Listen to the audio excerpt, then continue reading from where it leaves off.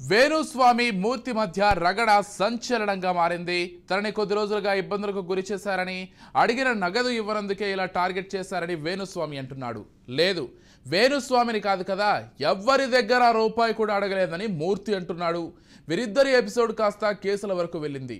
అసలు ఏం జరిగింది? పోలీసుల విచారణ షురూ చేశారా? నిజాలు నిగ్గు తేలతాయా అనేది ఆసక్తికరంగా మారింది.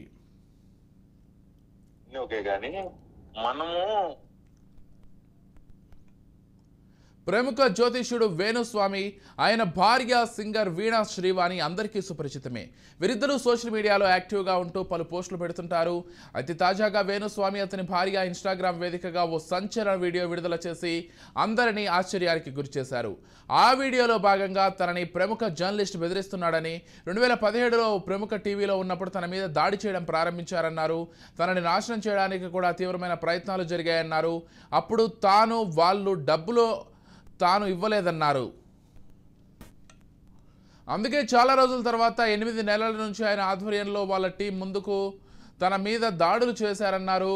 డబ్బులు ఇచ్చి తనకు వ్యతిరేకంగా జ్యోతిష్యులను, అలాగే కొంతమంది క్లయింట్స్ రూపంలో ఉండే వ్యక్తులను తీసుకొచ్చారన్నారు వేణుస్వామి.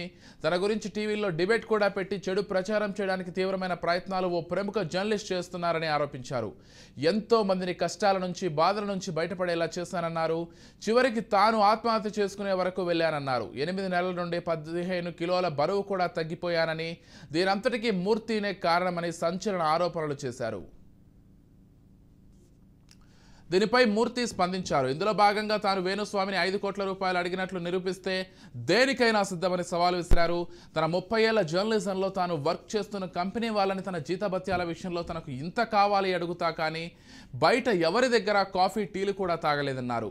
వారి దగ్గర 1 రూపాయి కూడా అడగలేదని, తాను వేణుస్వామి దగ్గర 5 కోట్ల రూపాయలు అడిగానని ప్రూవ్ అయితే రాళ్లతో కొట్టి చంపండి అంటూ అన్నారు మూర్తి.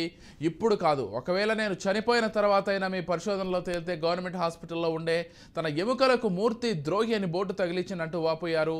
ఇక ప్రస్తుతం వీరి టాపిక్ సోషల్ మీడియాలో నెట్టింట దుమారం రేపుతోంది.